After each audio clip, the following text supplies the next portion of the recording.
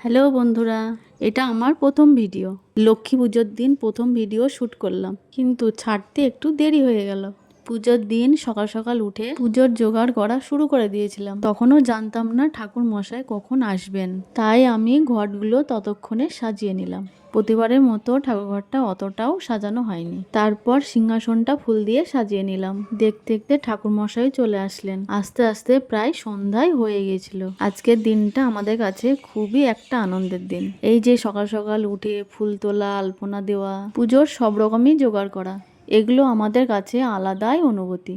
আজ লক্ষ্মী পুজোর সাথে সাথে সোমবারও ছিল, তাই শিব ঠাকুরের মাথায় জল দিয়ে পুজো শেষ হলো। তাই পুজো শেষ হওয়ার পর একবারে সন্ধ্যা দিয়ে নিলাম। পুজো খুব ভালোভাবে সম্পন্ন হলো। তাহলে চলো পুজোর জায়গাটা তোমাদের একবার দেখিয়ে দিই।